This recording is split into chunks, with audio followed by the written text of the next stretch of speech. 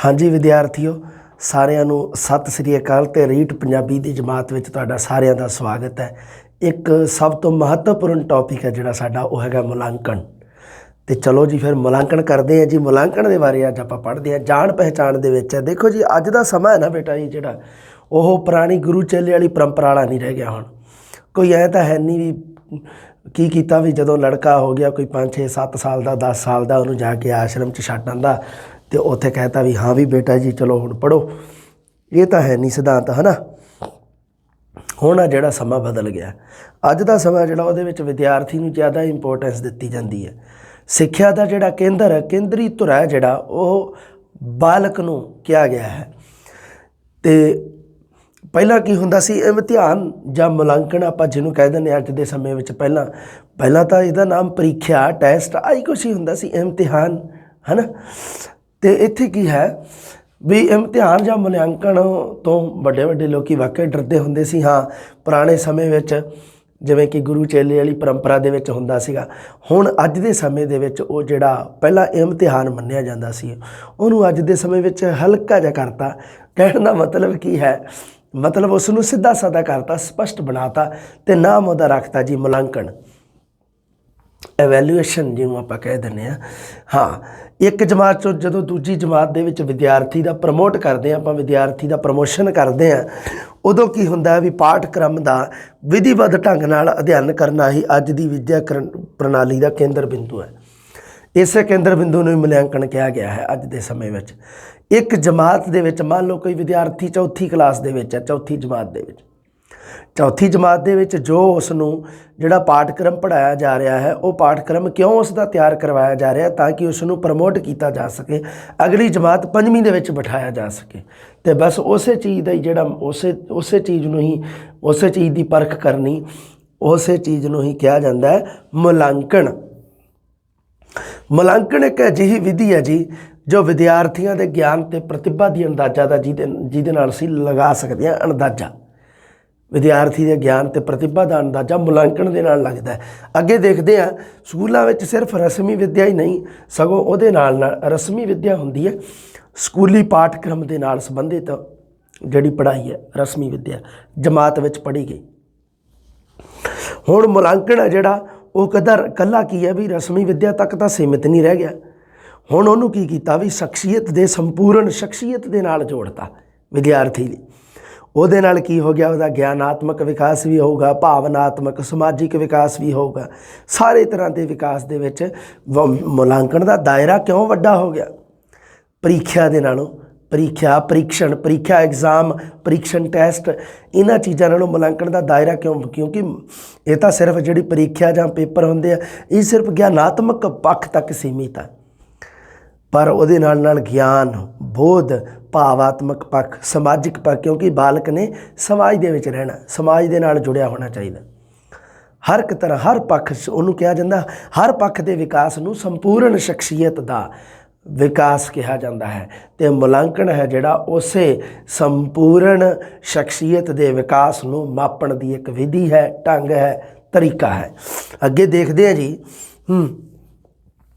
ਵਿਦਿਆਰਥੀ ਦੇ ਵਿੱਚ ਕਿਹੜੀ ਕਿਹੜੀ ਕੁਸ਼ਲਤਾ ਹੈ ਉਹਦਾ ਅਨੁਮਾਨ ਮੁਲਾਂਕਣ ਦੁਆਰਾ ਲਗਾਇਆ ਜਾਂਦਾ ਹੈ। ਅੱਗੇ ਦੇਖ ਲਓ ਜੀ, ਬੱਚੇ ਦੀ ਪ੍ਰਤਿਭਾ ਦਾ ਅਨੁਮਾਨ ਲਗਾ ਕੇ ਹੀ ਉਸ ਦਾ ਯੋਗ ਮਾਰਗਦਰਸ਼ਨ ਕਰ ਸਕਦੇ ਹਾਂ ਵੀ ਬੱਚੇ ਦੇ ਵਿੱਚ ਕਿਸ ਤਰ੍ਹਾਂ ਦੀ ਕੁਆਲਿਟੀ ਹੈ। ਉਹ ਕੁਆਲਿਟੀਜ਼ ਕਿਵੇਂ ਚੈੱਕ ਕਰਨੀ ਹੈ ਬੱਚੇ ਦੀ ਆਪਾਂ ਮੁਲਾਂਕਣ ਦੇ ਦੁਆਰਾ। ਕੁਆਲਿਟੀਜ਼ ਟੈਸਟ ਕਿਵੇਂ ਹੋਊਗਾ, ਪ੍ਰਤਿਭਾ ਦਾ ਟੈਸਟ ਕਿਵੇਂ ਹੋਊਗਾ, ਬੱਚੇ ਦੇ ਮੁਲਾਂਕਣ ਦੁਆਰਾ ਹੋਊਗਾ।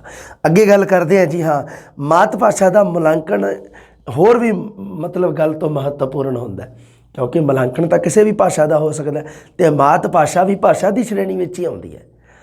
ਹੁਣ ਮਾਤ ਭਾਸ਼ਾ ਦਾ ਮੁਲਾਂਕਣ ਹੋਰ ਮਹੱਤਵਪੂਰਨ ਹੋ ਜਾਂਦਾ, ਕਿਉਂਕਿ ਮਾਤ ਭਾਸ਼ਾ ਦਾ ਜਦੋਂ ਆਪਾਂ ਮੁਲਾਂਕਣ ਕਰਦੇ ਹਾਂ ਉਦੋਂ ਉਹਦੇ ਵਿੱਚ ਆਪਾਂ ਇਸ ਚੀਜ਼ ਦੇ ਬਾਰੇ ਜਾਣ ਸਕਦੇ ਹਾਂ ਕਿ ਵਿਦਿਆਰਥੀ ਨੇ ਕਿੰਨੀ ਕੁ ਸ਼ਬਦਾਵਲੀ ਸਿੱਖੀ ਹੈ।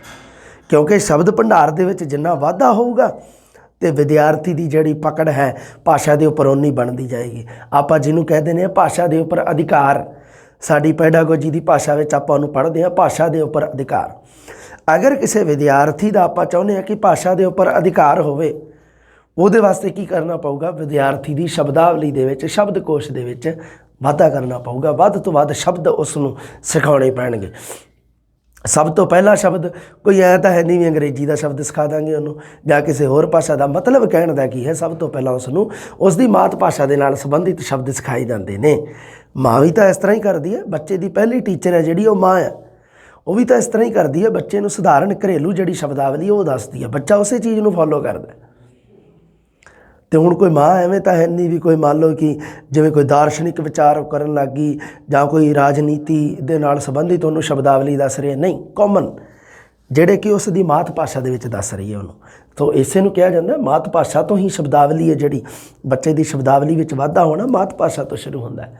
ਅੱਗੇ ਦੇਖਦੇ ਹਾਂ ਜੀ, ਹਾਂ, ਜੇਕਰ ਬੱਚਾ ਭਾਸ਼ਾ ਦੇ ਕਿਸੇ ਵੀ ਖੇਤਰ ਦੇ ਵਿੱਚ ਮੰਨ ਲਓ ਪਿੱਛੇ ਰਹਿ ਗਿਆ ਜਾਂ ਦੂਸਰੇ ਵਿਸ਼ਿਆਂ ਦਾ ਗਿਆਨ ਹਾਸਲ ਕਰਨ ਵਿੱਚ ਕਾਮਯਾਬ ਨਹੀਂ ਹੋ ਸਕਿਆ ਤੇ ਮੁਲਾਂਕਣ ਦੁਆਰਾ ਉਸ ਦੀਆਂ ਇਸ ਭਾਸ਼ਾ ਸੰਬੰਧੀ ਅਸ਼ੁੱਧੀਆਂ ਨੂੰ ਦੂਰ ਕਰ ਸਕਦੇ ਹਾਂ।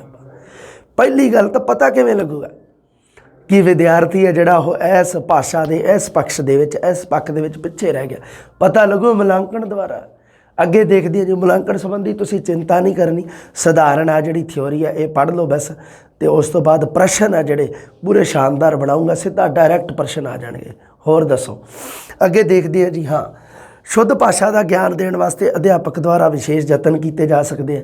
ਮੁਲਾਂਕਣ ਕਰਾਂਗੇ ਤੇ ਵਿਦਿਆਰਥੀ ਦੀ ਭਾਸ਼ਾ ਸੰਬੰਧੀ ਕਮੀਆਂ ਖਾਮੀਆਂ ਅਧਿਆਪਕ ਦੇ ਸਾਹਮਣੇ ਆਉਣਗੀਆਂ ਤੇ ਅਧਿਆਪਕ ਉਸ ਕਮੀਆਂ ਖਾਮੀਆਂ ਦੇ ਅਨੁਸਾਰ ਆਪਣਾ ਰਿਐਕਸ਼ਨ ਕਰ ਸਕਦਾ ਹੈ, ਰਿਐਕਸ਼ਨ ਦੇ ਸਕਦਾ ਹੈ। ਅੱਗੇ ਦੇਖਦੇ ਹਾਂ ਜੀ, ਪ੍ਰੀਖਿਆਵਾਂ ਤਾਂ ਅੱਗੇ ਦੇਖ ਲਓ, ਧਿਆਨ ਨਾਲ ਮੈਂ ਥੋੜ੍ਹੀ ਗੱਲ ਪੜ੍ਹਦਾ, ਇੰਪੋਰਟੈਂਟ। ਪ੍ਰੀਖਿਆਵਾਂ ਤਾਂ ਵਿਦਿਆਰਥੀ ਦਾ ਕੇਵਲ ਬੌਧਿਕ ਮਿਆਰ ਹੀ ਪਰਖਦੀਆਂ ਹਨ, ਜਦਕਿ ਸ਼ਖਸੀਅਤ ਦੇ ਬਾਕੀ ਪੱਖਾਂ ਦਾ ਅਨੁਮਾਨ ਵਿਅਕਤੀਗਤ ਮੁਲਾਂਕਣ ਦੁਆਰਾ ਹੀ ਸੰਭਵ ਹੋ ਸਕਦਾ ਹੈ।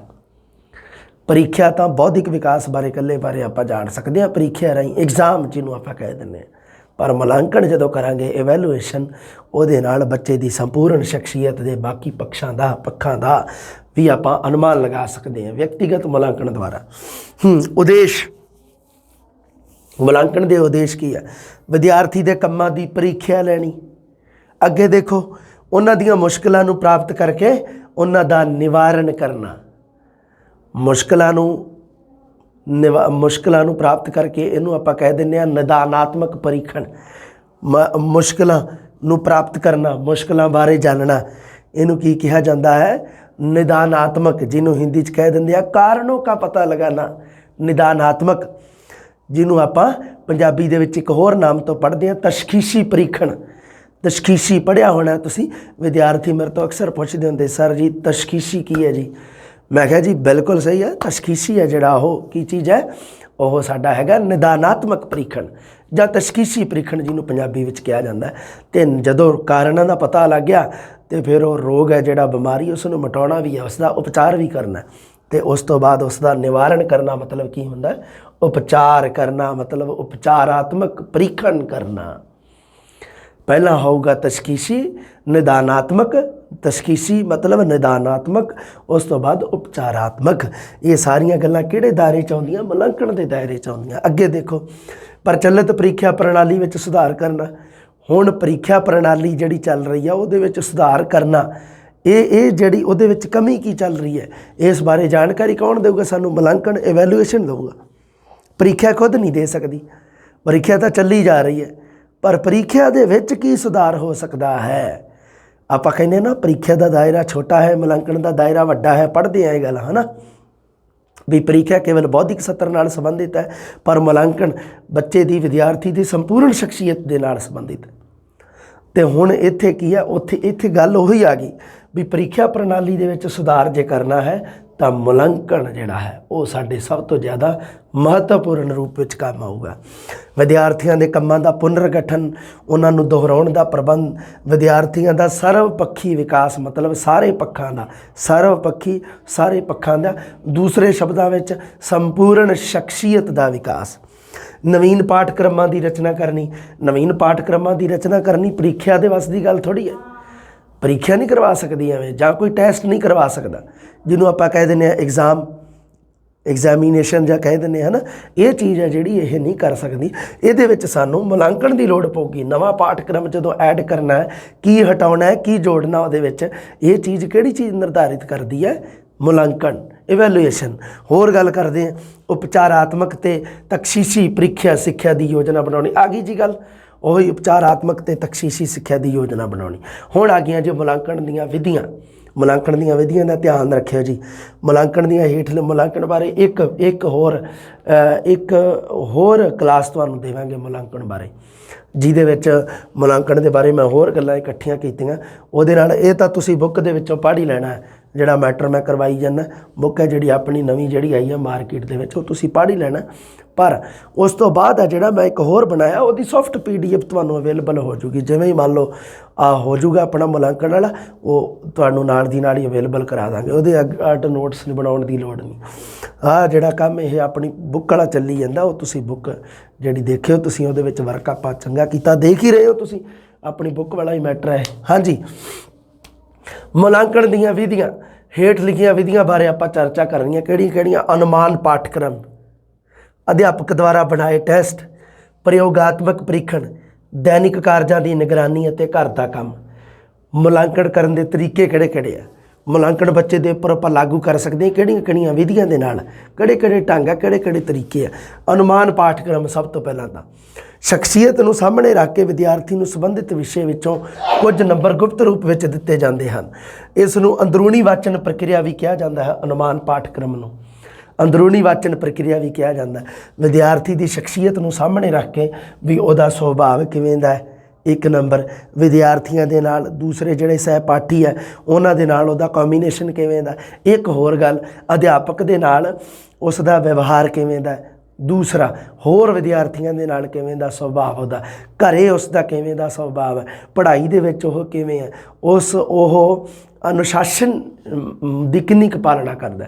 ਇਹਨਾਂ ਨੂੰ, ਇਹ ਚੀਜ਼ਾਂ ਨੂੰ ਕਿਹਾ ਜਾਂਦਾ ਸ਼ਖਸੀਅਤ ਨੂੰ ਸਾਹਮਣੇ ਰੱਖ ਕੇ ਸੰਬੰਧਿਤ ਵਿਸ਼ੇ ਵਿੱਚੋਂ ਕੁਝ ਨੰਬਰ ਗੁਪਤ ਰੂਪ ਵਿੱਚ ਹੀ ਦਿੱਤੇ ਜਾਂਦੇ ਹਨ। ਉਸ ਨੂੰ ਕਿਹਾ ਜਾਂਦਾ ਅਨੁਮਾਨ ਪਾਠਕ੍ਰਮ ਜਾਂ ਅੰਦਰੂਨੀ ਵਾਚਨ ਪ੍ਰਕਿਰਿਆ ਕਿਹਾ ਜਾਂਦਾ। ਅਧਿਆਪਕ ਦੁਆਰਾ ਬਣਾਏ ਟੈਸਟ। ਅਤੇ ਹੁਣ ਦੇਖੋ ਜੀ, ਅਨੁਮਾਨ ਪਾਠਕ੍ਰਮ ਦੇ ਵਿੱਚ ਤਾਂ ਆਪਾਂ ਉਸ ਦੀ ਸ਼ਖਸੀਅਤ ਨੂੰ ਸਾਹਮਣੇ ਰੱਖ ਕੇ ਵਿਦਿਆਰਥੀ ਨੂੰ ਉਹਦੇ ਅਨੁਸਾਰ ਜਿਹੜੇ ਕੁਝ ਨੰਬਰ ਨਿਰਧਾਰਿਤ ਕਰਦੇ ਆ। ਇੱਕ ਤਰੀਕਾ ਤਾਂ ਇਹ ਹੈ ਜਿਹੜਾ ਮੁਲਾਂਕਣ ਕਰਨ ਦਾ। ਹੋਰ ਮੁਲਾਂਕਣ ਕਿਵੇਂ ਹੋਊਗਾ? ਅਧਿਆਪਕ ਦੁਆਰਾ ਬਣਾਏ ਟੈਸਟ। ਲਓ ਜੀ, ਅਧਿਆਪਕ ਨੇ ਕੀ ਕੀਤਾ? ਵਿਦਿਆਰਥੀਆਂ ਦੇ ਮੁਲਾਂਕਣ ਲਈ ਟੈਸਟ ਬਣਾਤੇ। ਤੁਹਾਨੂੰ ਪਤਾ ਹੀ ਹੈ ਪ੍ਰੀਖਿਆ 2 ਤਰ੍ਹਾਂ ਦੀ ਹੈ, ਇੱਕ ਮੌਖਿਕ, ਇੱਕ ਲਿਖਿਤ। ਆਪਣੇ ਜ਼ਿਆਦਾ ਪ੍ਰਸਿੱਧ ਕਿਹੜੀ ਹੈ? ਜਿਹੜੀ ਉਹ ਲਿਖਿਤ ਪ੍ਰੀਖਿਆ। ਮੌਖਿਕ ਪ੍ਰੀਖਿਆ ਕਿਵੇਂ ਹੋਊਗੀ? ਅਧਿਆਪਕ ਨੂੰ ਬੱਚਿਆਂ ਦਾ ਮੌਖਿਕ ਨਿਰੀਖਣ ਕਰਨਾ ਚਾਹੀਦਾ ਹੈ। ਵਿਦਿਆਰਥੀ ਸ਼ਬਦਾਂ ਨੂੰ ਠੀਕ ਤਰ੍ਹਾਂ ਬੋਲਣਾ ਸਿੱਖ ਜਾਵੇ, ਕਿਉਂਕਿ ਦੇਖੋ ਲਿਖਿਤ ਪ੍ਰੀਖਿਆ ਦੇ ਵਿੱਚ ਬੱਚੇ ਦੇ ਬੋਲਣ ਸੰਬੰਧੀ ਜਿਹੜਾ ਸਾਡਾ ਉਹਦਾ ਵਿਕਾਸ ਹੈ, ਉਸ ਦੇ ਬਾਰੇ ਆਪਾਂ ਨਹੀਂ ਜਾਣ ਸਕਦੇ। ਅਗਰ ਆਪਾਂ ਬੱਚੇ ਦੇ ਉਚਾਰਨ ਸੰਬੰਧੀ ਜਾਂ ਬੋਲਣ ਸੰਬੰਧੀ ਜਾਣਕਾਰੀ ਪ੍ਰਾਪਤ ਕਰਨੀ ਹੈ, ਉਹਦੇ ਵਾਸਤੇ ਸਾਨੂੰ ਮੌਖਿਕ ਪ੍ਰੀਖਿਆ ਲਾਗੂ ਕਰਨੀ ਪਊਗੀ। ਮੌਖਿਕ ਪ੍ਰੀਖਿਆ ਮੌਖਿਕ ਟੈਸਟ ਦੁਆਰਾ ਅਸੀਂ ਵਿਦਿਆਰਥੀ ਦੇ ਕਈ ਪੱਖਾਂ ਦਾ ਮੁਲਾਂਕਣ। ਇਹਨਾਂ ਵਿੱਚੋਂ ਇੱਕ ਇੰਟਰਵਿਊ, ਸਾਖਸ਼ਾਤਕਾਰ ਜਿਹਨੂੰ ਆਪਾਂ ਕਹਿ ਦਿੰਦੇ ਹਾਂ, ਇੰਟਰਵਿਊ ਮੌਖਿਕ ਦਾ ਇੱਕ ਢੰਗ ਹੈ, ਹੈ ਨਾ। ਮੌਖਿਕ ਤਰੀਕੇ ਨਾਲ ਅੱਜ ਕੱਲ੍ਹ ਹਰ ਅਸਾਮੀ ਲਈ ਇਹੋ ਜਿਹੇ ਢੰਗ ਅਪਣਾਏ ਜਾਂਦੇ ਆ ਜੀ। ਇੰਟਰਵਿਊ ਲੈਣ ਵਾਲਾ ਛੋਟੇ ਪ੍ਰਸ਼ਨਾਂ ਦੀ ਲੜੀ ਇੱਕ ਬਣਾ ਕੇ ਵਿਦਿਆਰਥੀ ਤੋਂ ਪੁੱਛਦਾ। ਤਾਂ ਇਹਦੇ ਨਾਲ ਕੀ ਹੁੰਦਾ, ਲਾਭ ਦੇਖ ਲਓ ਕੀ ਹੁੰਦਾ। ਮੌਖਿਕ ਪ੍ਰੀਖਿਆ ਨਾਲ ਚੰਗੀ ਤਰ੍ਹਾਂ ਬੋਲਣਾ ਸਿੱਖਦਾ, ਆਪਣੇ ਆਪ ਨੂੰ ਬੋਲਣ ਕੌਸ਼ਲ ਦੇ ਨਾਲ ਪ੍ਰਗਟਾਉਣਾ ਸਿੱਖਦਾ। ਜਦੋਂ ਬੋਲਣਗੇ ਤਾਂ ਅਧਿਆਪਕ ਨੂੰ ਬਹੁਤ ਸਾਰੀਆਂ ਨਵੀਆਂ ਗੱਲਾਂ ਦਾ ਪਤਾ ਲੱਗੂਗਾ। ਉਹਦੇ ਵਿੱਚ ਵਿਦਿਆਰਥੀ ਦੀਆਂ ਖੂਬੀਆਂ ਵੀ ਹੋ ਸਕਦੀਆਂ, ਵਿਦਿਆਰਥੀ ਦੀਆਂ ਕਮੀਆਂ ਵੀ ਹੋ ਸਕਦੀਆਂ। ਸ਼ਬਦਾਂ ਦੇ ਉਚਾਰਨ ਸੰਬੰਧੀ ਉਹਨਾਂ ਦੀ ਠੀਕ ਜਾਣਕਾਰੀ। ਸ਼ੁੱਧ ਉਚਾਰਨ ਵਿਦਿਆਰਥੀ ਹੈ ਜਿਹੜਾ, ਉਹ ਕੇਵਲ ਸਾਨੂੰ ਪਤਾ ਕਿਵੇਂ ਲੱਗੂਗਾ? ਮੌਖਿਕ ਪ੍ਰੀਖਿਆ ਦੇ ਵਿੱਚ ਪਤਾ ਲੱਗੂਗਾ। ਲਿਖਿਤ ਪ੍ਰੀਖਿਆ ਦੇ ਵਿੱਚ ਤਾਂ ਵਿਦਿਆਰਥੀ ਉਚਾਰਨ ਕਰ ਹੀ ਨਹੀਂ ਰਿਹਾ, ਸਿਰਫ ਲਿਖ ਰਿਹਾ। ਅਗਰ ਵਿਦਿਆਰਥੀ ਦਾ ਕਿਉਂਕਿ ਸ਼ੁੱਧ ਉਚਾਰਨ ਬਹੁਤ ਮਹੱਤਵਪੂਰਨ ਹੈ। ਤੁਹਾਨੂੰ ਮੈਂ ਦੱਸਿਆ ਸੀ ਅਧਿਆਪਕ ਦੇ ਵਾਸਤੇ ਇੱਕ ਮਹੱਤਵਪੂਰਨ ਗੁਣ ਹੈ ਸ਼ੁੱਧ ਉਚਾਰਨ। ਉਹ ਜਿਹੜਾ ਵਿਦਿਆਰਥੀ ਆ, ਉਹ ਵੀ ਕਿਸੇ ਨਾ ਕੋਈ ਨਾ ਵਿਦਿਆਰਥੀ, ਚਲੋ ਸਾਰੇ ਨਹੀਂ ਤਾਂ ਵਿੱਚੋਂ ਕੁਝ ਕੁ ਵਿਦਿਆਰਥੀ ਤਾਂ ਅੱਗੇ ਜਾ ਕੇ ਅਧਿਆਪਕ ਬਣਨਗੇ, ਜਿਨ੍ਹਾਂ ਨੂੰ ਬਹੁਤ ਸਾਰੇ ਅੱਗੇ ਵਿਦਿਆਰਥੀ ਫੋਲੋ ਕਰਨਗੇ।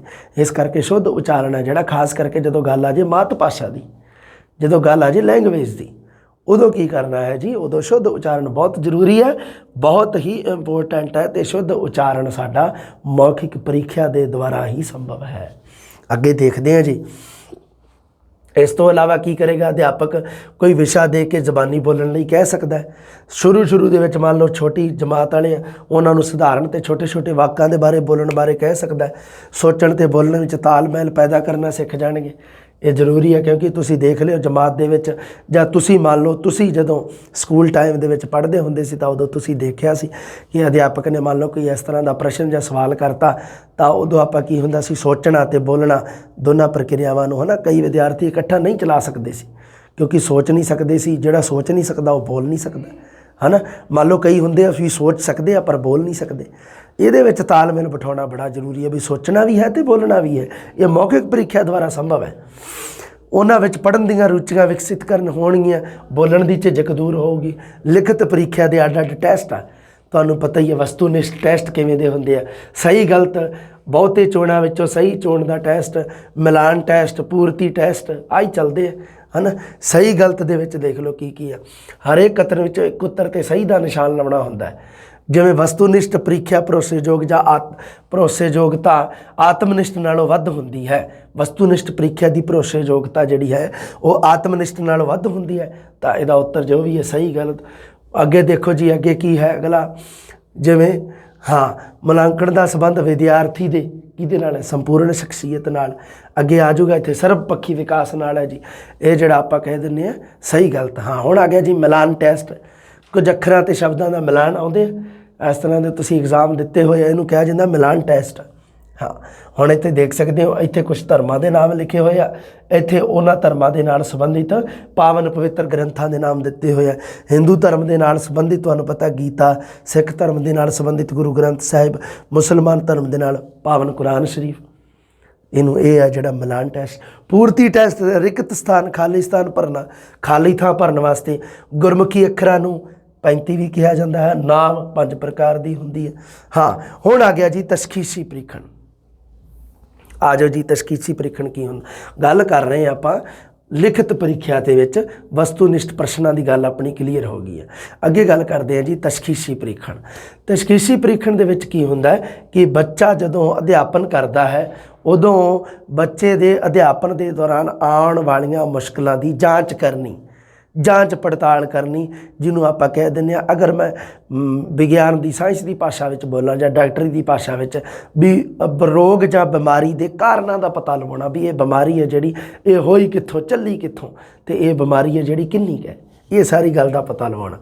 ਮੰਨ ਲਓ ਕਿ ਬੱਚਾ ਵਾਕ ਰਚਨਾ ਵਿੱਚ ਕਰਮ ਦੀ ਵਰਤੋਂ ਕਰਨੀ, ਕਿਉਂਕਿ ਕਰਤਾ ਕਰਮ ਕਿਰਿਆ ਹੁੰਦੇ ਆ ਨਾ ਜਿਹੜੇ, ਉਹਦੇ ਵਿੱਚ ਮੰਨ ਲਓ ਕਰਮ ਦੀ ਵਰਤੋਂ ਜਦੋਂ ਕਰਦਾ ਉਹਦੇ ਵਿੱਚ ਅਸ਼ੁੱਧੀ ਕਰ ਰਿਹਾ, ਤਾਂ ਉਹ ਹੈ ਜਿਹੜੀ ਉਹ ਤਸ਼ਖੀਸੀ ਪ੍ਰਸ਼ਨਾਂ ਦੁਆਰਾ ਇਹ ਜਾਂਚ ਕੀਤੀ ਜਾਂਦੀ ਹੈ ਵੀ ਉਹ ਕਿਸ ਪ੍ਰਕਾਰ ਦੇ ਵਾਕਾਂ ਵਿੱਚ ਇਹ ਗਲਤੀ ਕਰ ਰਿਹਾ ਹੈ, ਵੀ ਉਹਦਾ ਗਲਤੀ ਕਰਨ ਦਾ ਕਾਰਨ ਕੀ ਹੈ। ਉਹ ਕਾਰਨਾਂ ਨੂੰ ਪਤਾ ਲਵਾਉਣਾ ਤਸ਼ਖੀਸੀ ਪ੍ਰੀਖਣ ਦੇ ਵਿੱਚ ਆਉਂਦਾ ਹੈ।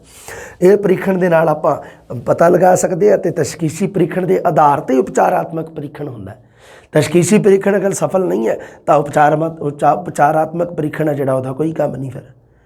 ਇਸ ਕਰਕੇ ਉਪਚਾਰਾਤਮਕ ਪ੍ਰੀਖਣ ਜਦੋਂ ਉਦੋਂ ਹੋਊਗਾ ਜਦੋਂ ਤਸ਼ਖੀਸੀ ਪ੍ਰੀਖਣ ਸਫਲ ਹੋਊਗਾ, ਜਦੋਂ ਕਾਰਨਾਂ ਦਾ ਪਤਾ ਲੱਗ ਗਿਆ, ਬਿਮਾਰੀ ਦੇ ਕਾਰਨਾਂ ਦਾ ਪਤਾ ਲੱਗ ਗਿਆ, ਅਤੇ ਉਸ ਬਿਮਾਰੀ ਦਾ ਉਪਚਾਰ ਜਾਂ ਇਲਾਜ ਵੀ ਸੰਭਵ ਹੈ। ਅੱਗੇ ਦੇਖਦੇ ਹਾਂ ਜੀ ਪ੍ਰਯੋਗਾਤਮਕ ਪ੍ਰੀਖਣ। ਵਿਸ਼ੇ ਨਾਲ ਸੰਬੰਧਿਤ ਸਿੱਖਿਆ ਤੋਂ ਇਲਾਵਾ ਕੁਝ ਇਹੋ ਜਿਹੇ ਵਿਵਹਾਰ ਹੁੰਦੇ ਆ ਜਿਹੜੇ ਆਪਾਂ ਮੌਖਿਕ ਅਤੇ ਲਿਖਤ ਪ੍ਰੀਖਿਆਵਾਂ ਦੁਆਰਾ ਜਿਨ੍ਹਾਂ ਨੂੰ ਆਪਾਂ ਨਹੀਂ ਜਾਂਚ ਸਕਦੇ।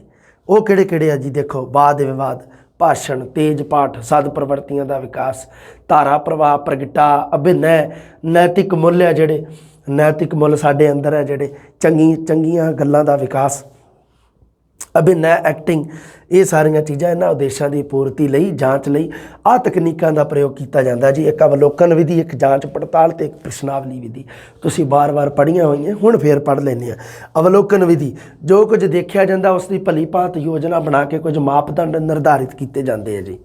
ਇਹ ਯਤਨ ਕੀਤਾ ਜਾਂਦਾ ਹੈ ਵੀ ਅਵਲੋਕਨ ਹੈ ਜਿਹੜਾ ਉਹ ਨਿਰਪੱਖ ਰੂਪ ਵਿੱਚ ਕੀਤਾ ਜਾਵੇ। ਅਵਲੋਕਨ ਦੇ ਅੰਤਰਗਤ ਸੂਚਨਾ ਇਕੱਤਰ ਕਰਨ ਲਈ ਜਾਂਚ, ਸੂਚੀ, ਨਿਰਧਾਰਨ, ਮਾਪਣੀ, ਇਹ ਸੰਚਿਤ ਕਾਰਡਾਂ ਦੀ ਵਰਤੋਂ ਕੀਤੀ ਜਾਂਦੀ ਹੈ। ਪੜ੍ਹਿਆ ਹੋਇਆ ਤੁਸੀਂ ਸਾਈਕੋਲੋਜੀ 'ਚ। ਅੱਗੇ ਦੇਖਦੇ ਹਾਂ ਜਾਂਚ। ਸਿਰਫ ਸਧਾਰਨ ਗੱਲਾਂ ਦੀ ਧਿਆਨ ਰੱਖਣਾ ਤੁਸੀਂ, ਹੋਰ ਕੁਛ ਨਹੀਂ। ਜਾਂਚ ਪੜਤਾਲ ਵਿਧੀ, ਬੱਚੇ ਦੀ ਸ਼ਖਸੀਅਤ ਨਾਲ ਸੰਬੰਧਿਤ ਤੱਥ ਅਧਿਆਪਕ ਆਪ ਉਸੇ ਬੱਚੇ ਦੁਆਰਾ ਜਾਂ ਹੋਰ ਸਾਥੀਆਂ ਤੋਂ ਪੁੱਛ ਪੜਤਾਲ ਕਰਕੇ ਵਸਤੂਨਿਸ਼ਟ ਅਤੇ ਸੰਗਠਿਤ ਰੂਪ ਵਿੱਚ ਪ੍ਰਾਪਤ ਕਰਦਾ, ਉਸ ਨੂੰ ਕਿਹਾ ਜਾਂਦਾ ਜਾਂਚ ਪੜਤਾਲ ਵਿਧੀ। ਪ੍ਰਸ਼ਨਾਵਲੀ ਇੱਕ ਪ੍ਰਕਾਰ ਦੀ ਸਵੈ ਨਿਰਧਾਰਿਤ ਮਾਪਣੀ ਹੈ ਨਾ, ਬਿਲਕੁਲ ਅਧਿਆਪਕ ਪ੍ਰਸ਼ਨਾਂ ਦੇ ਮਾਧਿਅਮ ਦੁਆਰਾ ਨਿਰਧਾਰਿਤ ਕਰਦਾ ਵੀ ਜੀਵਨ ਦੀਆਂ ਭਿੰਨ ਪ੍ਰਸਥਿਤੀਆਂ ਵਿੱਚ ਬੱਚਾ ਕਿਸ ਪ੍ਰਕਾਰ ਦਾ ਵਿਵਹਾਰ ਕਰੂਗਾ। ਇਹ ਗੱਲ ਸਾਡੀ ਕਲੀਅਰ ਹੋ ਗਈ। ਅੱਗੇ ਦੈਨਿਕ ਕਾਰਜਾਂ ਦੀ ਨਿਗਰਾਨੀ ਆ ਗਈ ਜੀ। ਇਹ ਤਾਂ ਸੀਗੇ ਸਾਡੇ ਇਹ ਆ ਜਿਹੜੇ ਸਾਡੇ ਇਹ ਪ੍ਰਯੋਗਾਤਮਕ ਪ੍ਰੀਖਣ ਦੇ ਵਿੱਚ ਆ ਗਏ। ਹੁਣ ਆਪਾਂ ਗੱਲ ਕਰਦੇ ਹਾਂ ਮੁਲਾਂਕਣ ਦੇ ਵਿੱਚ ਅੱਗੇ ਹੋਰ ਮੁਲਾਂਕਣ ਆਪਾਂ ਕਿਵੇਂ ਕਰ ਸਕਦੇ ਹਾਂ। ਆਪਾਂ ਪੜ੍ਹੇ ਸੀ ਨਾ ਸ਼ੁਰੂ ਦੇ ਵਿੱਚ, ਉਹਦੇ ਵਿੱਚੋਂ ਇੱਕ ਆ ਗਿਆ ਦੈਨਿਕ ਕਾਰਜਾਂ ਦੀ ਨਿਗਰਾਨੀ। ਭਾਸ਼ਾ ਤੇ ਸਿੱਖਿਆ ਦੇ ਨਾਲ ਸੰਬੰਧਿਤ ਉਪਲਬਧੀਆਂ ਦਾ ਸਹੀ ਅਤੇ ਵਿਸਤ੍ਰਿਤ ਮੁਲਾਂਕਣ ਹੈ ਜਿਹੜਾ ਉਹ ਬੱਚੇ ਦੇ ਦੈਨਿਕ ਵਿਵਹਾਰ ਅਤੇ ਕਿਰਿਆਵਾਂ ਨੂੰ ਦੇਖ ਕੇ ਸ਼੍ਰੇਣੀ ਵਿੱਚ ਵਿਦਿਆਰਥੀ ਦੀ ਕਿਰਿਆਸ਼ੀਲਤਾ, ਭਿੰਨ ਭਿੰਨ ਪ੍ਰੋਗਰਾਮਾਂ ਵਿੱਚ ਭਾਗ ਲੈਣਾ, ਉਹਦਾ ਵਿਦਿਆਰਥੀ ਕਿੰਨਾ ਕੁ ਐਕਟਿਵ ਹੈ, ਕਿੰਨੇ ਕੁ ਮਤਲਬ ਸਕੂਲ ਦੇ ਵਿੱਚ ਕੋਈ ਫੰਕਸ਼ਨ ਪ੍ਰੋਗਰਾਮ ਹੁੰਦੇ ਆ ਉਹਦੇ ਵਿੱਚ ਕਿੰਨਾ ਕੁ ਵੱਧ ਚੜ੍ਹ ਕੇ ਭਾਗ ਲੈਂਦਾ। ਅੱਗੇ ਦੇਖਦੇ ਹਾਂ ਅਧਿਆਪਕਾਂ, ਸਾਥੀ ਅਤੇ ਹੋਰ ਕਰਮਚਾਰੀਆਂ ਨਾਲ ਵਾਰਤਾਲਾਪ ਆਦਿ ਦੀ ਨਿਗਰਾਨੀ, ਦੈਨਿਕ ਕਾਰਜਾਂ ਦੀ ਨਿਗਰਾਨੀ। ਵਿਦਿਆਰਥੀ ਜਿੰਨਾ ਟਾਈਮ ਸਕੂਲ ਦੀ ਬਾਉਂਡਰੀ ਦੇ ਵਿੱਚ ਹੈ ਉਹਦੇ ਉੱਪਰ ਨਿਗਰਾਨੀ, ਉਸ ਦੇ ਦੈਨਿਕ ਕਾਰਜਾਂ ਦੀ, ਰੋਜ਼ਾਨਾ ਦੇ ਕਾਰਿਆਂ ਦੀ ਨਿਗਰਾਨੀ। ਘਰ ਦਾ ਕੰਮ ਦੇਣਾ, ਪੜ੍ਹਾਈ ਗਈ ਪਾਠ ਵਸਤੂ ਦਾ ਅਧਿਐਨ ਕਰਨ ਲਈ ਅਧਿਆਪਕ ਹੈਗਾ ਜਿਹੜਾ ਕੁਝ ਕੁ ਵਿਦਿਆਰਥੀਆਂ ਨੂੰ ਕੁਝ ਕੁ ਪ੍ਰਸ਼ਨ ਹੈ ਜਿਹੜੇ ਉਹ ਕੀ ਕਰਦਾ, ਘਰੋਂ ਹੱਲ ਕਰਕੇ ਲਿਆਉਣ ਲਈ ਕਹਿੰਦਾ। ਘਰ ਦੇ ਕੰਮ ਵਿੱਚ ਕੀ ਕੁਛ ਦਿੰਦਾ ਉਹ, ਪ੍ਰਸ਼ਨਾਂ ਦੇ ਉੱਤਰ ਦਾ ਪਾਠ ਦਾ ਸਾਰ, ਸ਼ਬਦਾਂ ਦੀ ਵਾਕਾਂ ਵਿੱਚ ਵਰਤੋਂ, ਯਾਦ ਕੀਤੀ ਗਈ ਪਾਠ ਵਸਤੂ ਨੂੰ ਸੁਣਾਉਣ ਦੇ ਆਧਾਰ 'ਤੇ ਵਿਦਿਆਰਥੀ ਦੀ ਭਾਸ਼ਾ ਸੰਬੰਧੀ ਯੋਗਤਾ ਦਾ ਮੁਲਾਂਕਣ ਕੀਤਾ ਜਾ ਸਕਦਾ। ਘਰ ਦਾ ਕੰਮ ਇਹ ਜਿਹੜਾ ਮੁਲਾਂਕਣ ਨੂੰ ਜਾਚਣ ਦੀ ਸ਼੍ਰੇਣੀ ਵਿੱਚ ਆਉਂਦਾ ਹੈ। ਲਓ ਜੀ ਅੱਗੇ ਗੱਲ ਕਰਦੇ ਹਾਂ ਪੰਜਾਬੀ ਭਾਸ਼ਾ ਦਾ ਸਵਾਲ ਪਰਚਾ ਪ੍ਰਸ਼ਨ ਪੱਤਰ ਬਣਾਉਣਾ। ਇਹ ਕਾਰਨ ਕੀ ਹੈ, ਇਹ ਸਾਡੇ ਟੌਪਿਕ ਹੈ ਨਹੀਂ, ਸਿੱਧਾ ਨਹੀਂ ਦੇ ਰੱਖਿਆ। ਇਹਦੇ ਨਾਲ ਸੰਬੰਧਿਤ ਪ੍ਰਸ਼ਨ ਪੁੱਛੇ ਜਾਂਦੇ ਆ ਸਧਾਰਨ ਸ਼ਬਦਾਂ ਦੇ ਵਿੱਚ, ਤੁਸੀਂ ਇਹਨੂੰ ਪੜ੍ਹਨਾ, ਜ਼ਿਆਦਾ ਨਹੀਂ ਮਾਈਂਡ 'ਤੇ ਪ੍ਰਭਾਵ ਪਾਉਣਾ ਇਸ ਚੀਜ਼ ਦਾ, ਕਾਮਨ ਪੜ੍ਹਨਾ। ਇਹਦੇ ਵਿੱਚੋਂ ਪ੍ਰਸ਼ਨ ਆਉਣ ਦੀ ਸੰਭਾਵਨਾ ਹੈ। ਹਾਲਾਂਕਿ ਪ੍ਰਸ਼ਨ ਹੈ ਜਿਹੜਾ ਉਹ ਮੁਲਾਂਕਣ ਦੇ ਵਿੱਚ ਆਊਗਾ। ਤੁਹਾਨੂੰ ਕਿਹਾ ਮੈਂ ਮੁਲਾਂਕਣ ਦੀ ਇੱਕ ਜਮਾਤ ਤੁਹਾਨੂੰ ਮੈਂ ਹੋਰ ਦੇਵਾਂਗਾ ਪੂਰੀ ਸ਼ਾਨਦਾਰ, ਜਿਹਦੇ ਵਿੱਚ ਤੁਹਾਡੀਆਂ ਸਾਰੀਆਂ ਗੱਲਾਂ ਕਲੀਅਰ ਹੋ ਜਾਣਗੀਆਂ। ਕਾਮਨ ਗੱਲਾਂ ਦੇ ਵਿੱਚੋਂ ਹੀ ਪ੍ਰਸ਼ਨ ਆਉਂਦਾ। ਅੱਗੇ ਦੇਖਦੇ ਹਾਂ ਅੱਜ ਕੱਲ੍ਹ ਜਿਹੜੀ ਮੌਜੂਦਾ ਮੁਲਾਂਕਣ ਕਰਨ ਦਾ ਤਰੀਕਾ ਕੀ ਹੈ, ਵਿਧੀ ਕੀ ਹੈ, ਲਿਖਤ ਪ੍ਰੀਖਿਆ। ਅਤੇ ਲਿਖਤ ਪ੍ਰੀਖਿਆ ਦੇ ਵਿੱਚ ਸਭ ਤੋਂ ਅੱਗੇ ਕੌਣ ਰਹਿੰਦਾ, ਸਵਾਲ ਪਰਚਾ ਜਿਹਨੂੰ ਕਹਿ ਦਿੰਦੇ, ਸਵਾਲ ਪਰਚਾ ਪ੍ਰਸ਼ਨ ਪੱਤਰ ਬਣਾਉਣਾ ਹੈ ਨਾ। ਲਿਖਤੀ ਪ੍ਰੀਖਿਆ ਵਿੱਚ ਪ੍ਰਸ਼ਨ ਪੱਤਰ ਦਾ ਹੋਣਾ ਬਹੁਤ ਜ਼ਰੂਰੀ ਹੈ। ਮੌਖਿਕ ਪ੍ਰੀਖਿਆ ਦੇ ਵਿੱਚ ਤਾਂ ਹੋਵੇ ਨਾ ਹੋਵੇ ਕੋਈ ਦਿੱਕਤ ਨਹੀਂ। ਹਾਂ, ਇੱਕ ਜਟਿਲ ਪ੍ਰਕਿਰਿਆ ਪ੍ਰਸ਼ਨ ਪੱਤਰ ਦਾ ਨਿਰਮਾਣ ਵੀ, ਇਹਦਾ ਵੀ ਨਿਰਧਾਰਨ ਕੀਤਾ ਗਿਆ ਹੈ ਵੀ ਕਿਹੜੇ ਪ੍ਰਸ਼ਨ ਕਿੰਨੇ ਪਾਉਣੇ ਆ, ਕੀ ਪਰਸੈਂਟੇਜ ਰਹੂਗਾ, ਕੀ ਵੇਟੇਜ ਰਹੂਗਾ, ਸਾਰੀਆਂ ਗੱਲਾਂ ਜ਼ਰੂਰੀ ਹੈ ਨਾ। ਹਾਂ, ਅਧਿਆਪਕ ਹੈ ਜਿਹੜਾ ਉਹ ਭਾਸ਼ਾ ਅਧਿਆਪਕ ਆਪਣੇ ਕਾਰਜ ਵਿੱਚ ਸਫਲ ਹੋਇਆ ਜਿਹਨੇ ਆਦਰਸ਼ ਪ੍ਰਸ਼ਨ ਪੱਤਰ ਹੈ ਜਿਹੜਾ ਉਹ ਕਿਵੇਂ ਦਾ ਹੋਣਾ ਚਾਹੀਦਾ। ਇੱਕ ਆਦਰਸ਼ ਪ੍ਰਸ਼ਨ ਪੱਤਰ ਜਿਹੜਾ ਨਮੂਨਾ ਪੇਸ਼ ਕੀਤਾ ਜਾ ਸਕੇ ਕਿਵੇਂ ਦਾ, ਉਦੇਸ਼ਾਂ 'ਤੇ ਆਧਾਰਿਤ ਹੋਣਾ ਚਾਹੀਦਾ ਇੱਕ ਤਾਂ, ਕਿਉਂਕਿ ਹਰ ਗੱਲ ਦੇ ਉਦੇਸ਼ ਹੈ, ਸਿੱਖਿਆ ਦੇ ਵੀ ਤਾਂ ਉਦੇਸ਼ ਹੈ, ਉਹਨਾਂ ਉਦੇਸ਼ਾਂ ਨੂੰ ਪੂਰਾ ਕਰਨ ਵਾਲਾ ਹੋਣਾ ਚਾਹੀਦਾ। ਪਹਿਲੀ ਗੱਲ ਉਦੇਸ਼ਾਂ ਦੇ ਉੱਪਰ ਨਿਰਧਾਰਿਤ ਹੋਣਾ ਚਾਹੀਦਾ।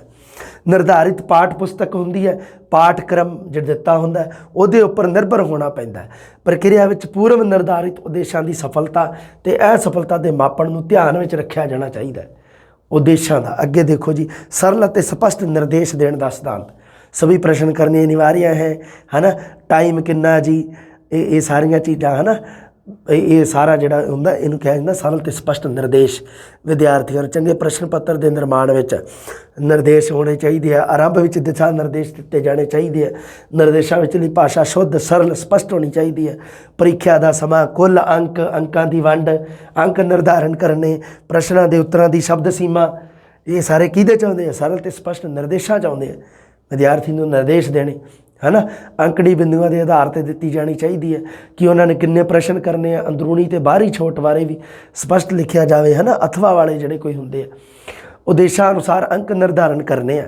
ਪ੍ਰਸ਼ਨ ਪੱਤਰ ਤਿਆਰ ਕਰਨ ਵਾਸਤੇ ਉਦੇਸ਼ਾਂ ਦੇ ਅਨੁਸਾਰ ਅੰਕ ਵੰਡ ਹੋਣਗੇ। ਉਦੇਸ਼ਾਂ ਦੇ ਅਨੁਸਾਰ ਜਿਵੇਂ ਦੇ ਉਦੇਸ਼ ਉਵੇਂ ਦੇ ਅੰਕ ਨਿਰਧਾਰਨ। ਦੇਖੋ ਕਿਵੇਂ, ਸਮਝਣ ਯੋਗਤਾ ਦੇ ਨਾਲ ਸੰਬੰਧਿਤ 15% ਹੋਣੇ ਚਾਹੀਦੇ ਆ ਪੂਰਾ। ਅੱਗੇ ਦੇਖੋ, ਪ੍ਰਗਟਾਓ ਸੰਬੰਧੀ 35 ਅਤੇ ਗਿਆਨ ਪਰਖ ਦੇ ਸੰਬੰਧੀ 35, ਸੁਹਜਾਤਮਕ ਬੋਧ ਮਤਲਬ 15%। ਸਾਡੀ ਜਿਹੜੀ ਭਾਵਾਤਮਕ ਸੁੰਦਰਤਾ ਜਿਹਨੂੰ ਕਹਿ ਦਿੰਦੇ ਆ ਉਹਦੇ ਨਾਲ ਸੰਬੰਧਿਤ। ਵਿਸ਼ੇ ਵਸਤੂ ਅਨੁਸਾਰ ਅੰਕ ਨਿਰਧਾਰਿਤ ਕਰਨੇ ਆ ਜੀ। ਦੇਖੋ ਕਿਵੇਂ, ਅਧਿਆਪਨ ਵਿੱਚ ਪਾਠ ਸਮੱਗਰੀ, ਕਵਿਤਾ, ਸ਼ਬਦਾਵਲੀ, ਵਿਆਕਰਣ, ਵਿਹਾਰਿਕ ਵਿਆਕਰਣ, ਗਦ ਰਚਨਾ, ਵਾਰਤਕ, ਸੁਲੇਖ, ਇਹ ਸਾਰੇ ਵਿਸ਼ਾ ਵਸਤੂ ਆ, ਇਹਦੇ ਅਨੁਸਾਰ ਨਿਰਧਾਰਿਤ ਕਰਨਾ ਹੈ ਨਾ।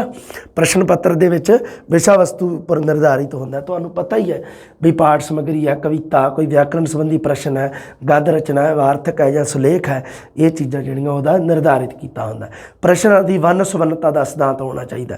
ਪ੍ਰਸ਼ਨ ਅਲੱਗ-ਅਲੱਗ ਪ੍ਰਕਾਰ ਦੇ ਹੋਣੇ ਚਾਹੀਦੇ, ਭਿੰਨ-ਭਿੰਨ ਪ੍ਰਕਾਰ ਦੇ ਹੋਣੇ ਚਾਹੀਦੇ ਆ। ਪ੍ਰਸ਼ਨਾਂ ਵਿੱਚ ਵੰਨ ਸੁਵੰਨਤਾ ਹੋਣੀ ਚਾਹੀਦੀ, ਇੱਕੋ ਪ੍ਰਕਾਰ ਦੇ ਨਹੀਂ। ਐਵੇਂ ਨਹੀਂ ਵੀ ਨਿਰੇ ਨਿਬੰਧਾਤਮਕ ਪ੍ਰਸ਼ਨ ਹੀ ਤੱਕ ਦੇ ਵਿੱਚ, ਜਾਂ ਵਸਤੂਨਿਸ਼ਟੀ ਜਾਂ ਨਿਰੇ ਜਾਂ ਲਘੂ ਉੱਤਰ ਵਾਲੇ ਹੀ, ਐਵੇਂ ਨਹੀਂ, ਸਾਰੇ ਤਰ੍ਹਾਂ ਦੇ ਹੋਣੇ ਚਾਹੀਦੇ। ਨਿਬੰਧਾਤਮਕ ਵੀ ਹੋਣੇ ਚਾਹੀਦੇ ਹੈ, ਵਸਤੂਨਿਸ਼ਟ ਵੀ ਹੋਣੇ ਚਾਹੀਦੇ ਹੈ, ਲਘੂ ਉੱਤਰ ਵਾਲੇ ਵੀ ਪ੍ਰਸ਼ਨ ਵੀ ਹੋਣੇ ਚਾਹੀਦੇ ਹੈ।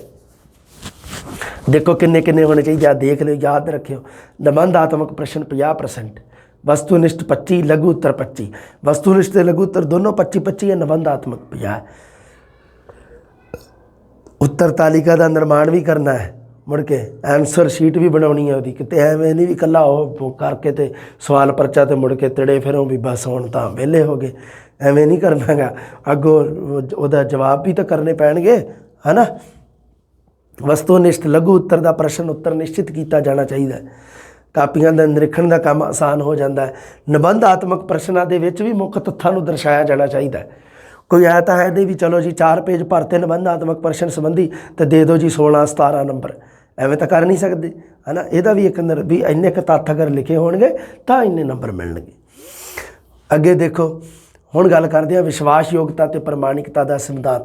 प्रश्न पत्र दे समय विश्वास योग्यता तो होनी चाहिए है, प्रमाणिक होना चाहिए। व्यापकता का सिद्धांत समुचे पाठक्रम नूं शामिल करना, इनू कहा जाता व्यापकता। व्यापकता का मतलब है कि सारे समुचा, समुचे का शाब्दिक अर्थ हुंदा सारे का सारा, सारे दी सारी, सारे दे सारे पाठक्रम नूं अपने कलावे विच लै लेना, सारे दे सारे पाठक्रम दे नाल संबंधित प्रश्न पुछने, उन्होंने कहा जाता व्यापकता का सिद्धांत। प्रश्न पत्र निर्माण समय किहड़ियां किहड़ियां गल्लां ध्यान रखणियां जी, स्पष्ट निर्देश देने चाहिए है, सही गल है। जितों तक हो सके प्रश्न विच ही सिक्ख्या उद्देशां की जांच करने की कोशिश की जानी चाहिए। प्रश्न पत्र विच प्रश्नों की लोड़ींदी जरूरत अनुसार मात्रा होवे, प्रश्न विच वन सवन्नता ते नवीनता होवे। ਜਿਹੜੇ प्रश्न पत्र विच समरण आधारित ਜਿਹੜੇ प्रश्न संख्या घट होनी चाहिए है। बच्चों अंदर घोटा लाऊ प्रवृत्ति नूं घटाया जा सके। घोटा लाऊ मतलब रट्टाफिकेशन जिन्हों आप कह देंगे, रट्टाफिकेशन है ना, रट्टा लाऊ प्रवृत्ति या घोटा लाऊ प्रवृत्ति। कई विद्यार्थी है जोड़े रट्टा ला लेंगे, इस करके जोड़े प्रश्न है जोड़े वो समरण आधारित याददाश्त आधारित प्रश्न घट होने चाहिए। कोई विद्यार्थी की समझण योग्यता के नाल संबंधित भी होने चाहिए, जिन्होंने विद्यार्थी समझ के पढ़ सके। रट्टा लाउंदा जिहड़ा वो समझदा नहीं गल नूं किसी नूं भी, वो तो दब्बी किल्ली आउंदा। प्रश्न पत्र प्रश्नों की दोहराई नहीं होनी चाहिए। अजिहे संकेत चिन्ह नहीं होने चाहिए जिहड़े दूसरे प्रश्नों संकेत का काम करन। ध्यान रखना इस गल नूं भी एवें एक प्रश्न एवें संकेत देता, दूसरे दे विच भी दूसरे का उत्तर विद्यार्थी अंदाजा ला के सही कर जे, एवें दा काम नहीं करना। सौखे प्रश्न आरंभ विच होने चाहिए भी विद्यार्थी जिहड़ा पहलां सौखे सौखे करके थोड़ा जिहा तिड़ जे तो मुड़ के बाद में औखे पा दो, कहने का मतलब भी सौखे प्रश्न आरंभ विच होने चाहिए। पर पता नहीं की गल है, हुण तां पेपर हुंदे आ पहलां पहलां औखे पा दिंदे आ, खास करके जिहड़े हुंदे आ अपने कंपीटीशन एग्जाम दे, उन्हां दी गल नहीं कर रहे इत्थे तां अपने ਜਿਹੜੇ ਸਿੱਖਿਆ ਦੇ ਨਾਲ ਸੰਬੰਧਿਤ ਸਕੂਲੀ ਸਿੱਖਿਆ ਦੇ ਨਾਲ। ਪਾਠਕ੍ਰਮ ਦੇ ਵਿਸ਼ਾ ਵਸਤੂ ਤੋਂ ਬਾਹਰੋਂ ਨਹੀਂ ਪ੍ਰਸ਼ਨ ਹੋਣੇ ਚਾਹੀਦੇ, ਵਿਸ਼ਾ ਵਸਤੂ ਦੇ ਨਾਲ ਸੰਬੰਧਿਤ ਹੋਣੇ ਚਾਹੀਦੇ, ਉਹਦੇ ਨਾਲ ਰਿਲੇਟਡ। ਪ੍ਰਸ਼ਨਾਂ ਦੇ ਨਿਰਮਾਣ ਸਮੇਂ ਰੂਪਰੇਖਾ ਨੂੰ ਧਿਆਨ ਵਿੱਚ ਰੱਖਣਾ। ਪਤਾ ਹੀ ਹੈ ਤੁਹਾਨੂੰ ਵੀ ਕਿਸ ਤਰ੍ਹਾਂ ਦੀ ਰੂਪਰੇਖਾ ਹੁੰਦੀ ਹੈ। ਅਗਰ ਨਿਬੰਧ ਵਾਲਾ ਪ੍ਰਸ਼ਨ ਦੇਣਾ ਤਾਂ ਸਭ ਤੋਂ ਥੱਲੇ ਦਿੱਤਾ ਹੁੰਦਾ, ਸਭ ਤੋਂ ਪਹਿਲਾਂ ਨਹੀਂ ਦਿੱਤਾ ਹੁੰਦਾ, ਇਹਨੂੰ ਕਿਹਾ ਜਾਂਦਾ ਰੂਪਰੇਖਾ। प्रश्न पत्र का निर्माण है जोड़ा पूर्व निर्धारित मापदंडों की सारणी अनुसार होना चाहिए। निर्माण की प्रक्रिया किहड़ी है देख लो जी। किहड़ी एक तो मुलांकण लई निर्धारित विषय वस्तु का निर्धारण ते पछाण, एक ये है निर्माण की प्रक्रिया जी। मुलांकन वास्ते जोड़ा विषय वस्तु निर्धारित किया गया है वह निर्धारण करना तो वही पछाण करनी है। ये की करना आप पंजाबी विच ये उद्देश है जोड़ा समझण शक्ति, प्रगटा शक्ति, ज्ञान और सुहजात्मक बोध के 4 वर्गों में वंडिया जाता है। इनू भी थोड़ा जिहा ध्यान नाल देखना तुसीं। मुलांकन संबंधी जोड़ा है विषय वस्तु का निर्धारण ते पछाण। मापदंड सारणी का निर्माण, प्रश्न पत्र के निर्माण की दूजी अवस्था जी मापदंड सारणी जी बनानी है। हर प्रकार के उद्देश की पूर्ति करने वाला प्रश्न पत्र बनाना। निर्धारित प्रश्नों की गिणती निर्धारित ये मापदंड सारणी में आ जाते हैं। विश्वासयोग ते प्रमाणिक प्रश्नों का निर्माण करना है जोड़े भरोसेयोग होण, विश्वासयोग होण, प्रमाणिक होण। मतलब की है भी किसी भी दृष्टि दे विच ओह गलत ना होण, प्रमाणिक होण। हाँ, व्याकरणक तौर पर सही और स्पष्ट होने चाहिए। प्रश्न पत्र में प्रश्नों का स्थान निश्चित किया जाना चाहिए। अगला पड़ाव प्रश्नों को सौखे तो औखे पासे वाल हो गया भी प्रश्न पत्र निर्माण समय किहड़ा जिहड़ा सूत्र है जिहड़ा आपां लाउणा, सौख तो औख, सरल तो कठिन जिहड़ा वो सूत्र निर्धारित करना। आप प्रश्न पत्र निश्चित किए गए प्रश्न उन्होंने अंक तरतीब अनुसार लिखे जाने चाहिए। फिर उत्तर तालिका का भी निर्माण करना है, उत्तर कुंजी भी बनानी है। प्रश्नों के लिए उत्तर तालिका का निर्माण करना प्रश्न पत्र निर्माण की अगली प्रक्रिया है जी। उस तो बाद प्रश्न जिवें आ बन गए, फिर गतिविधियां आ गईयां। आप करते हैं पंजाबी भाषा में निरंतर अते ਵਿਆਪਕ ਮੁਲਾਂਕਣ CCE ਕੰਪਰੈਹੈਂਸਿਵ ਐਂਡ ਕੰਟੀਨਿਊਸ ਇਵੈਲੂਏਸ਼ਨ ਦੀ ਗੱਲ ਕਰਦੇ ਹਾਂ ਆਪਾਂ। ਹੁਣ ਸਿੱਧੇ ਆ ਗਏ, ਆ ਜਾਓ, ਇਹਦੇ ਵਿੱਚੋਂ ਪ੍ਰਸ਼ਨ ਆਊਗਾ, ਸ਼ਿਓਰ ਆਊਗਾ, ਕੋਈ ਦਿੱਕਤ ਨਹੀਂ। CCE ਦੀ ਗੱਲ ਕਰਦੇ ਆ ਜਾਓ ਜੀ। ਮੁਲਾਂਕਣ ਨਿਰੰਤਰ ਅਤੇ ਵਿਆਪਕ ਮੁਲਾਂਕਣ ਦਾ ਅਰਥ ਹੁੰਦਾ ਹੈ ਜੀ ਵਿਦਿਆਰਥੀ ਦੇ ਵਿਅਕਤੀਤਵ ਦੇ ਸੰਪੂਰਨ ਵਿਕਾਸ ਅਤੇ ਆਧਾਰਿਤ ਮੁਲਾਂਕਣ ਦੀ ਵਿਵਸਥਾ ਤੋਂ ਹੈ। ਉਹਨੂੰ ਕਿਹਾ ਜਾਂਦਾ ਨਿਰੰਤਰ ਅਤੇ ਵਿਆਪਕ ਮੁਲਾਂਕਣ। ਨਿਰੰਤਰ ਮਤਲਬ ਲਗਾਤਾਰ ਚੱਲਦੇ ਰਹਿਣਾ, ਵਿਆਪਕ ਮਤਲਬ ਬਹੁਤ ਜ਼ਿਆਦਾ ਵਿਦਿਆਰਥੀ ਦੀ ਸੰਪੂਰਨ ਸ਼ਖਸੀਅਤ ਨੂੰ ਆਪਣੇ ਕਲਾਵੇ ਵਿੱਚ, ਆਪਣੇ ਦਾਇਰੇ ਵਿੱਚ ਲੈਣਾ, ਉਸ ਨੂੰ ਕਿਹਾ ਜਾਂਦਾ ਵਿਆਪਕਤਾ। ਫੈਲਿਆ ਹੋਇਆ ਵਿਆਪਕ ਵਿਦਿਆਰਥੀ ਦੇ ਸਾਰੇ ਪੱਖਾਂ 'ਤੇ ਧਿਆਨ ਦਿੰਦਾ ਹੈ, ਜਿਸ ਦਾ ਮੂਲ ਉਦੇਸ਼ ਕੀ ਹੈ ਜੀ, ਬੱਚੇ ਦਾ ਸਰੀਰਕ, ਮਾਨਸਿਕ, ਸਮਾਜਿਕ ਵਿਕਾਸ ਕਰਨਾ। ਉਸ ਨੂੰ ਕਿਹਾ ਜਾਂਦਾ ਹੈ ਨਿਰੰਤਰ ਅਤੇ ਵਿਆਪਕ ਮੁਲਾਂਕਣ। CCE ਜਿਹਨੂੰ ਆਪਾਂ ਪੜ੍ਹਦੇ ਹਾਂ ਕੰਪਰੈਹੈਂਸਿਵ ਐਂਡ ਕੰਟੀਨਿਊਸ ਇਵੈਲੂਏਸ਼ਨ। ਨਿਰੰਤਰ ਅਤੇ ਵਿਆਪਕ ਮੁਲਾਂਕਣ ਦਾ ਜਿਹੜਾ ਦ੍ਰਿਸ਼ਟੀਕੋਣ ਹੈ ਜੀ, ਮੁਲਾਂਕਣ ਦੇ ਲਈ ਸਿੱਖਣ ਸਿਖਾਉਣ ਪ੍ਰਕਿਰਿਆ ਨੂੰ ਗੁਣਾਤਮਕ ਬਣਾਈ ਰੱਖਣ 'ਤੇ ਆਧਾਰਿਤ ਹੈ। ਮੁਲਾਂਕਣ ਸਿੱਖਣ ਸਿਖਾਉਣ ਦੀ ਪ੍ਰਕਿਰਿਆ ਦਾ ਇੱਕ ਪ੍ਰਮੁੱਖ ਤੱਤ ਹੈ, ਕਿਉਂਕਿ ਅੱਗੇ ਦੇਖਦੇ ਹਾਂ ਮੁਲਾਂਕਣ ਦੀ ਪ੍ਰਕਿਰਿਆ ਵਿੱਚ ਨਿਰੰਤਰ ਪ੍ਰਤੀਪੁਸ਼ਟੀ, ਜਿਹਨੂੰ ਆਪਾਂ ਕਹਿੰਦੇ ਨੇ ਫੀਡਬੈਕ। ਮੁਲਾਂਕਣ ਦੀ ਪ੍ਰਕਿਰਿਆ ਵਿੱਚ ਨਿਰੰਤਰ ਪ੍ਰਤੀਪੁਸ਼ਟੀ ਹੋਣੀ ਚਾਹੀਦੀ ਹੈ, ਫੀਡਬੈਕ ਮਿਲਣਾ ਚਾਹੀਦਾ, ਫੇਰ ਹੀ ਤਾਂ ਆਪਾਂ ਪ੍ਰੀਖਿਆ ਪ੍ਰਣਾਲੀਆਂ 'ਚ ਸੁਧਾਰ ਹੋਊਗਾ, ਵਿਦਿਆਰਥੀ ਦੀ ਸ਼ਖਸੀਅਤ ਵਿੱਚ ਸੁਧਾਰ ਫੇਰ ਹੀ ਹੋਊਗਾ। ਅੱਗੇ ਦੇਖਦੇ ਹਾਂ ਜੋ ਕਿ ਯੋਗ ਅਧਿਆਪਨ ਯੋਜਨਾ ਬਣਾਉਣ ਵਿੱਚ ਸਹਾਈ ਹੁੰਦੀ ਹੈ। ਮੁਲਾਂਕਣ ਦੀ ਵਿਧੀ ਅਜਿਹੀ ਹੋਣੀ ਚਾਹੀਦੀ ਹੈ ਜਿਹੜੀ ਬੱਚੇ ਪ੍ਰਤੀ ਸੰਵੇਦਨਸ਼ੀਲਤਾ ਅਤੇ ਉਸ ਦੀ ਸਤਿਕਾਰ ਦੀ ਸੁਰੱਖਿਆ ਨਿਰਧਾਰਿਤ ਕਰੇ। ਅੱਗੇ ਦੇਖਦੇ ਹਾਂ ਜੀ, ਨਿਰੰਤਰ ਅਤੇ ਵਿਆਪਕ ਮੁਲਾਂਕਣ ਦੇ ਵਿੱਚ 4 ਪ੍ਰਮੁੱਖ ਤੱਤ ਹੈ। ਅਜੇ ਤੱਕ ਇਹ ਪ੍ਰਸ਼ਨ ਪੁੱਛਿਆ ਨਹੀਂ ਗਿਆ, ਪਰ ਹੁਣ ਤੁਸੀਂ ਯਾਦ ਰੱਖਣਾ ਵੀ ਨਿਰੰਤਰ ਅਤੇ ਵਿਆਪਕ ਮੁਲਾਂਕਣ ਦੇ ਵਿੱਚ 4 ਤੱਤ ਬਹੁਤ ਮਹੱਤਵਪੂਰਨ ਹੈ। ਕਿਹੜੇ ਕਿਹੜੇ? ਨਿਰੰਤਰਤਾ, ਵਿਆਪਕਤਾ, ਆਂਕਲਨ, ਮੁਲਾਂਕਣ। ਨਿਰੰਤਰਤਾ, ਵਿਆਪਕਤਾ, ਆਂਕਲਨ, ਮੁਲਾਂਕਣ। ਨਿਰੰਤਰਤਾ, ਵਿਆਪਕਤਾ, ਆਂਕਲਨ, ਮੁਲਾਂਕਣ। ਜਿਹੜਾ ਸਾਡਾ CCE ਹੈ ਉਹਦੇ ਵਿੱਚ 4 ਤੱਤਵ ਜਿਹਨੂੰ ਆਪਾਂ ਕਹਿ ਦਿੰਦੇ ਹਾਂ, ਉਹ 4 ਹੋਣੇ ਚਾਹੀਦੇ ਆ। ਨਿਰੰਤਰਤਾ ਦਾ ਮਤਲਬ ਹੁੰਦਾ ਮੁਲਾਂਕਣ ਵਿੱਚ ਨਿਰੰਤਰਤਾ ਤੋਂ ਕੀ ਭਾਵ ਹੈ। ਪ੍ਰਸ਼ਨ ਐਵੇਂ ਦੇ ਆਉਂਦੇ ਹਨ। ਮੁਲਾਂਕਣ ਦੇ ਵਿੱਚ ਨਿਰੰਤਰਤਾ ਤੋਂ ਭਾਵ ਹੈ ਜੀ ਲਗਾਤਾਰ ਚੱਲਣ ਵਾਲੀ ਪ੍ਰਕਿਰਿਆ ਜੋ ਨਹੀਂ ਰੁਕੇ, ਇਕਸਾਰ ਚੱਲੇ, ਜਿਵੇਂ ਪਾਣੀ ਵਹਿੰਦਾ ਨਾ ਝਰਨੇ ਵਿੱਚ, ਇਸ ਤਰ੍ਹਾਂ ਇਕਸਾਰ। ਇਸ ਵਿੱਚ ਅਧਿਆਪਨ ਅਤੇ ਮੁਲਾਂਕਣ ਦੇ ਨਾਲ ਨਾਲ ਬੱਚਿਆਂ ਦੀ ਸਿੱਖਣ ਪ੍ਰਕਿਰਿਆ ਦੀ ਨਿਗਰਾਨੀ ਵੀ ਸ਼ਾਮਲ ਹੁੰਦੀ ਹੈ।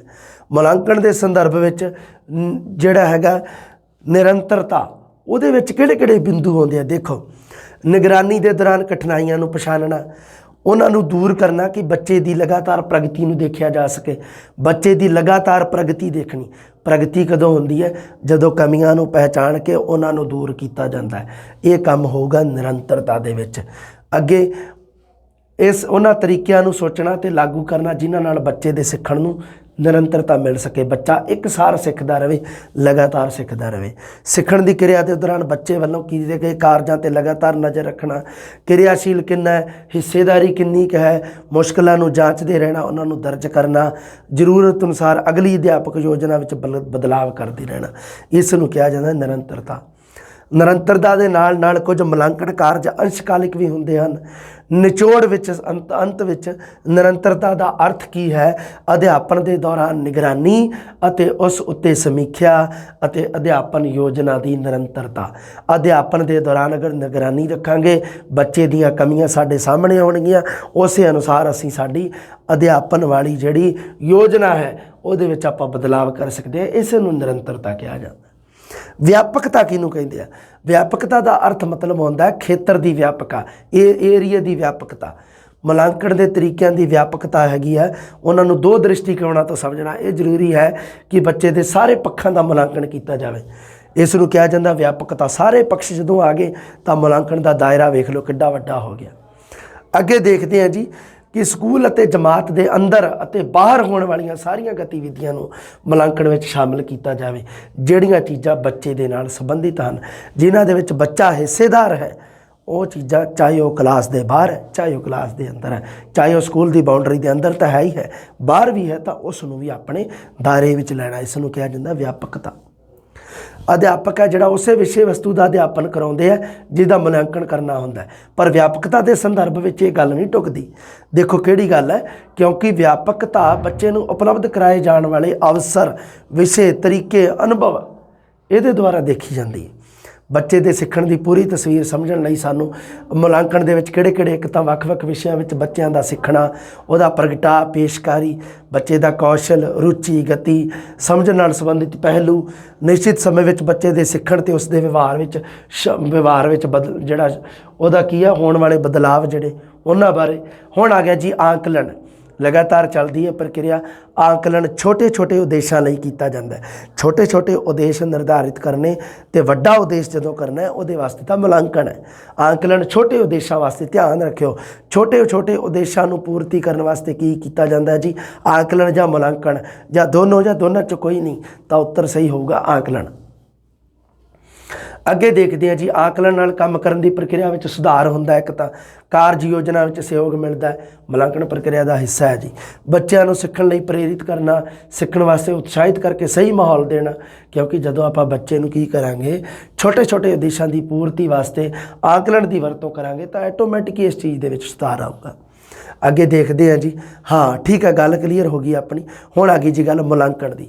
ਬੱਚੇ ਦੇ ਸਿੱਖਣ ਸਿਖਾਉਣ ਪ੍ਰਕਿਰਿਆ ਦੇ ਨਾਲ ਚੱਲਦੀ ਰਹਿੰਦੀ ਹੈ ਜੀ।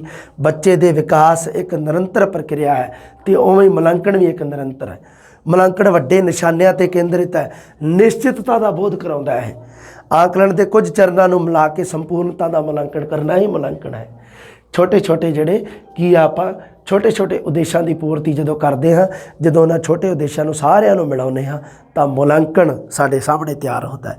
ਉਹ ਪ੍ਰਕਿਰਿਆ ਜੋ ਇਹ ਪਤਾ ਲਵਾਉਂਦੀ ਹੈ ਮੁਲਾਂਕਣ ਕਿ ਨਿਰਧਾਰਿਤ ਕੌਸ਼ਲ ਹੈ ਜਿਹੜੇ ਉਹਨਾਂ ਦਾ ਕਿਸ ਹੱਦ ਤੱਕ ਵਿਕਾਸ ਹੋਇਆ, ਜਿਹੜੇ ਭਾਸ਼ਾ ਨਾਲ ਸੰਬੰਧਿਤ ਨਿਰਧਾਰਿਤ ਕੌਸ਼ਲ ਕਿਸ ਹੱਦ ਤੱਕ ਵਿਕਾਸ ਕੀਤਾ ਉਹਨਾਂ ਨੇ। ਇਹ ਗੱਲ ਸਾਨੂੰ ਕਿੱਥੋਂ ਪਤਾ ਲੱਗਦੀ ਹੈ? ਮੁਲਾਂਕਣ ਤੋਂ। ਇਸ ਦੇ ਵਿਕਸਿਤ ਕਰਨ ਦੀ ਪ੍ਰਕਿਰਿਆ ਵਿੱਚ ਕਿੱਥੇ ਬਦਲਾਅ ਦੀ ਲੋੜ ਹੈ, ਠੀਕ ਹੈ, ਕਿ ਜਿਹੜਾ ਸਾਡੇ ਕੌਸ਼ਲ ਹੈ ਉਹਨਾਂ ਦਾ ਕਿੰਨਾ ਵਿਕਾਸ ਹੋਇਆ, ਇਹਦੇ ਬਾਰੇ ਵੀ ਪਤਾ ਲੱਗਦਾ। ਨਾਲ ਇਹਦੇ ਵਿੱਚ ਕਿਹੜੀ ਸੁਧਾਰ ਦੀ ਲੋੜ ਹੈ, ਕੀ ਬਦਲਾਅ ਕੀਤਾ ਜਾ ਸਕਦਾ, ਉਹਦੇ ਬਾਰੇ ਵੀ ਪਤਾ ਲਵਾਉਂਦਾ ਸਾਨੂੰ ਮੁਲਾਂਕਣ। ਮੁਲਾਂਕਣ ਪ੍ਰਕਿਰਿਆ ਤੋਂ ਸਿੱਖਿਆ ਦੇ ਟੀਚੇ ਉਦੇਸ਼ ਦੀ ਪ੍ਰਾਪਤੀ ਦੇ ਨਾਲ ਹੀ ਬੱਚੇ ਦੀ ਗਿਆਨ ਸ਼ਕਤੀ ਦੀ ਯੋਗਤਾ ਦਾ ਵਿਕਾਸ ਹੋਵੇ। ਇਹ ਹੈ ਜੀ, ਜ਼ਰੂਰੀ ਹੈ ਜੀ ਸਾਡੇ ਵਾਸਤੇ। ਇਹ ਹੈਗਾ ਜੀ ਸਾਡਾ ਮੁਲਾਂਕਣ ਬਾਰੇ ਇੱਕ ਜਮਾਤ ਮੈਂ ਤੁਹਾਨੂੰ ਦੱਸਿਆ ਸੀ, ਹੋਰ ਦੇਵਾਂਗਾ, ਉਹ ਜਲਦੀ ਤੁਹਾਨੂੰ ਮਿਲ ਜੂਗੀ। ਉਸ ਤੋਂ ਬਾਅਦ ਮੁਲਾਂਕਣ ਪ੍ਰਕਿਰਿਆ ਜਿਹੜੀ ਤੁਹਾਡੀ ਕਲੀਅਰ ਹੋ ਜੂਗੀ। ਇੱਥੇ ਤੁਸੀਂ ਬੋਰ ਥੋੜ੍ਹੇ ਜਿਹੇ ਜ਼ਰੂਰ ਹੋਏ ਹੋਣਗੇ, ਪਰ ਜਿਹੜੀਆਂ ਮੈਂ ਕੰਮ ਦੀਆਂ ਗੱਲਾਂ ਤੁਹਾਨੂੰ ਦੱਸੀਆਂ ਉਹ ਤੁਸੀਂ ਜ਼ਰੂਰ ਚੇਤੇ ਰੱਖਣੀਆਂ। ਲਓ ਜੀ, ਅਗਲੀ ਇੱਕ ਹੋਰ ਜਮਾਤ ਮੁਲਾਂਕਣ ਨਾਲ ਸੰਬੰਧਿਤ ਮਿਲਦੇ ਹਾਂ ਜੀ ਜਲਦੀ। ਸਤਿ ਸ੍ਰੀ ਅਕਾਲ।